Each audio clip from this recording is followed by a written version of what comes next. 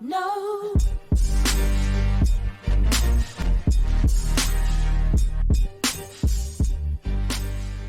Živijo, sva Davor in Andraž iz Desvitek TV in evo ne nazaj spet v domačih sobah. Na Skypeu zdaj, ko je pač COVID, upam, da zvok ni preveč slab. Že mesece pa minili tudi od najnega zadnjega videa iz sobe, ampak glede na to, da je vsak dan slabš z virusom in da ga trenutno tudi jaz imam. Are you all right? Yeah. Verjetno, ko bo ta video sicer zunaj, bomo okej. Je prav, da počakava, da saj pri meni mine ta situacija in da se poj naprej odločila, kako bo snemala. Ampak to še ni izgovor, da ne komentirava ta novega Applovega dogodka, kjer so predstavili ta nove iPhone 12. Tako da dajmo pogledati, kva je novega, drugače pa tako kot ponavadi. Prosva za podporo, naročite se na najin kanal, to sploh ful pomaga, lajkajte ta video in spremljajte naju na Instagramu, Facebooku, Twitterju in pa itak TikToku. Pa držite pesti za Dadota, da se bo pozdravil čim prej. Apple je vnaprej v posneti konferenci s Cupertina predstavil 4 nove modele iPhone. Obični verziji sta to se pravi 12 mini in pa obična 12, profesionalni verziji sta pa 12 Pro in pa 12 Pro Max. Mislim, da lahko tukaj pohvalva Apple, da so letos nekako dejansko naredili iPhone za vsakega uporabnika, kar jih je. 4 novi telefoni zdaj, iPhone SE spomlad, plus znižali so ceno starim verzijam iPhone-om, tako da res, hočete imeti nov iPhone, ga imate v vsaki kategoriji. To je dobro za potrošnike, v končni fazi tudi za sam Apple, ker bo s tem dobil ogromno novih uporabnikov, ki se bojo priključili na njegov ekosistem, pa tudi v končni fazi bojo plačevali za te pretočne storitve oziroma storitve z naročnino. Bravo. Okay. Najprej, kaj je vsem 4 skupno? To, da bojo podpirali 5G. Če boste kupili kjerokoli 12, boste ko imeli 5G, pa tudi kjerokoli valovno dolžino 5G. Apple je dal ogromen poudarek na to, da ima 5G, tako pol predstavitev je bilo samo temu. 5G, 5G, 5G, 5G, 5G, 5G. Zdaj trenutno sicer ne vem, koliko folka to zanima, ampak enkrat, ko Apple da neko stvar ven, se hitro to ponavadi razširi in bojo verjetno, tudi če je infrastruktura zdaj malo slabša, operaterji začeli posodabljati infrastrukturo, da bodo 5G podpirali zaradi Apple. Če greva naprej z zaslonom, končno bo imeli letos vsi iPhone-i OLED zaslone. Tudi mini, tudi obična 12, ki se je resolucija dvignila iz 720 pik na 1080, kar je super, ker v preteklosti so bili njeni predhodniki zelo kritizirani, da imajo švoh LCD zaslone. Lepo je tudi, da so zmanjšali obrobo okoli zaslona, da ima malo bolj modern dizajn. Ko smo že pri dizajnu, vsi modeli bodo imeli letos spremenjeno šasijo, ki je nekako mešanica med 11 pa med 4 pa 5 iz preteklih let, kar pomeni bolj oglata oblika, škatlasta, industrijsko natančna, brez zakrivljenih robov. To je najbolj pomemben in to je nekako tak dizajn, ki je bil v preteklosti kao najbolj pohvaljen, da je bil to višek dizajna pri Applu, kadarkoli. Ja, meni je ful všeč. No, v roki sicer vseeno verjetno ne bo toliko udoben, kot je bila 11 ali pa zadnje par generacij na splošno, bodo pa delovali bolj premijski. Razlika bo pa tudi v tem, da bosta imela obična 12 pa 12 mini v hiše iz aluminija, 12 Pro in 12 Pro Max pa iz nerjavečega jekla, tako kot zadnje Pro verzije. In sploh tista zlata barva je res nekaj posebenega, zgleda kot ena zlata palca. Bo pa na voljo več dodatnih barv, črna, bela, rdeča, modra, ki je meni ful všeč recimo, pa zlata. Če za moment ostaneva pri zaslonu. Novi iPhone-i so čezne dobili posebno zaščito, ki jo je Apple poimenoval keramični ščit. Ta naj bi naredil zaslone tudi do 4-krat bolj odporne proti udarcem ob padcu.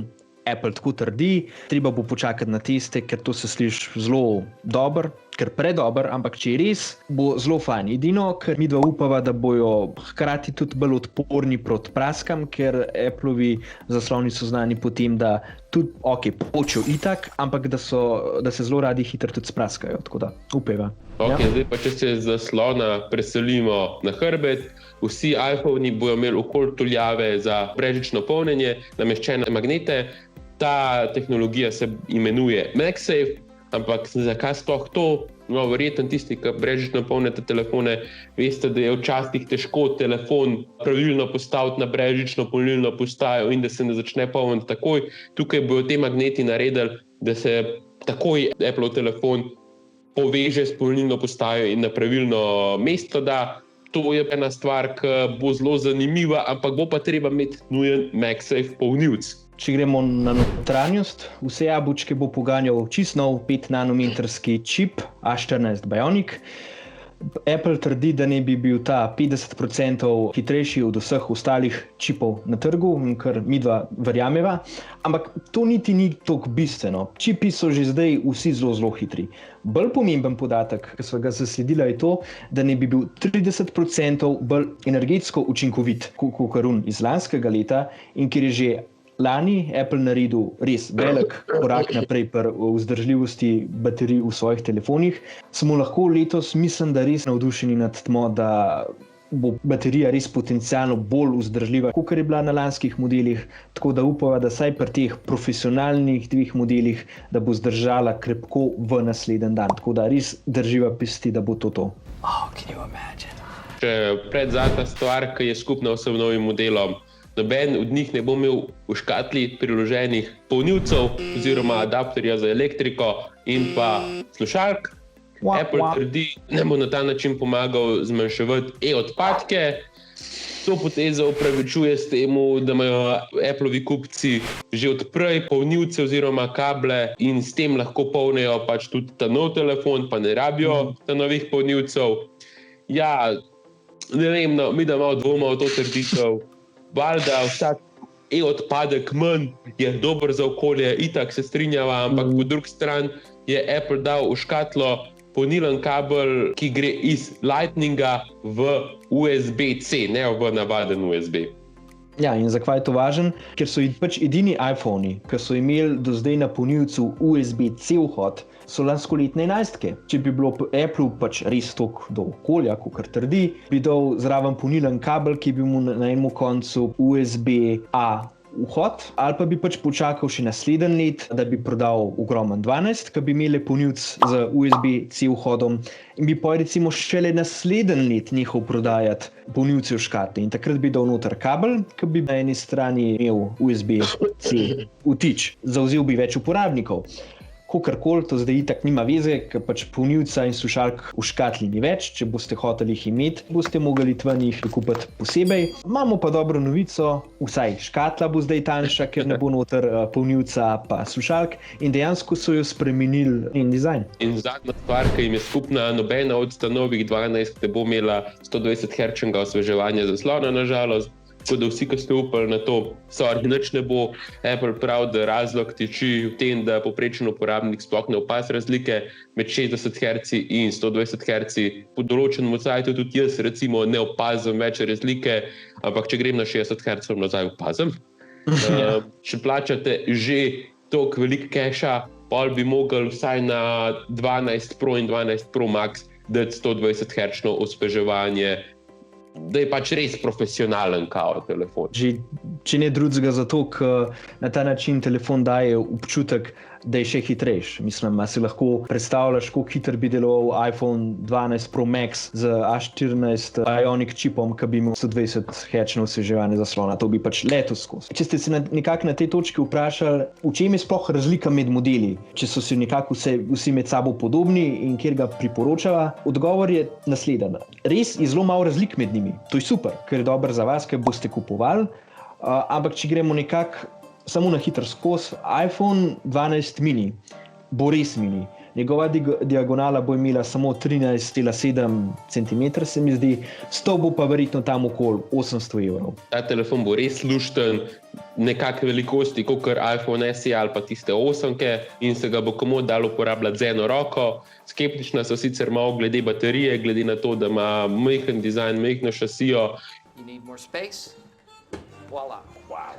In verjetno ne bojo mogli velike baterije noter dati, upava, da bo pa zdržala vsaj en dan, kot pri SE-ju. Obično 12-ko sicer najlažje priporoča od vseh, ima vse pomembne lastnosti, kot profesionalna modela, Cena bo verjetno okoli 900 evrov in če bi midva kupovala enega iPhona novega, bi sigurno kupila tega, ker je skoraj da brez pomanjkljivosti. No. Sam ne smete pa kupiti osnovne verzije 64 giga, ker to je pač živ netek Apple, sorry. To je premalo danes, to je premalo za tak denar. Grd Apple, grd. Ta zadnja dva modela sta profesionalna, sta drugačnih dimenzij, valjda, imata ogrodje iz nerevečega jekla, tako kot je že Davor prej omenil, pa malenkost boljše kamere z boljšo lečo in širšo zaslonko za bolj osvetljene videe in fotografije. Seveda boste mogli za to noviteto tudi plačati. iPhone 12 Pro bo stal tam okoli preračunano 1120 evrov, 12 Pro Max pa okoli 1220 evrov. In to se zgovarjamo v najbolj osnovnih konfiguracijah. Pazite, 128 GB notranjega pomnilnika.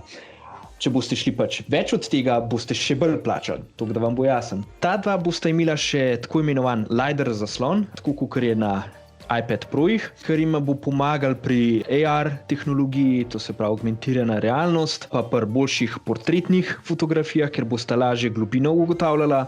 Zdaj, če so vam te stvari zelo pomembne, kupite enega od teh dveh. Edino 12 Pro Max bo pa imel izboljšano stabilnost pri fotografiranju, boljši zoom, on bo imel 2,5-krat zoom primerjal z 2-kratnim zoomom pri običnem 12 Proju, pa boljši senzor bo imel zato, da bo več svetlobe noter spustil. Bomo videli, koliko bo razlike pri tem zoomu, ker to je res tako 2,5, ne vem, zakaj niso šli na 3.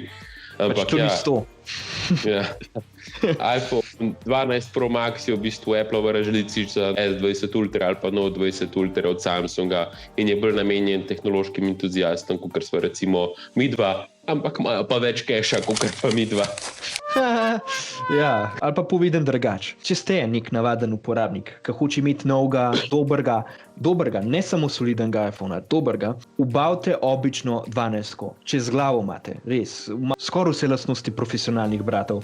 Zdaj, če ste pa puni keša, ali pa se hočete ven metati, ali pa če ste, ne vem, tehnološki entuziasti z veliko denarja, ali pa profesionalni fotografi, snemalci, pa pač kupite Pro verziji sploh Maxa, splačal se vam bo. Vsi ostali, ki imate pa lanskoletne iPhone ali pa celo predlanske, nimate zdaj neke strašanske nuje, da sploh razmišljate o nakupu novega iPhona.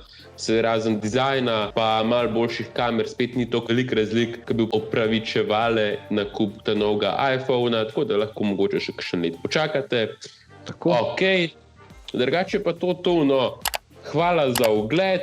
Povejte nam v komentarjih, a se zanimate za nakup novih iPhonov, boste še kakšen let počakali pa obdržali svoj starejši iPhone. Zelo nas zanima, povejte nam v komentarjih. Kot sem rekel, to je to. Hvala za ogled pa podporo, pa se vidimo v naslednjem videu. Čau! Čau!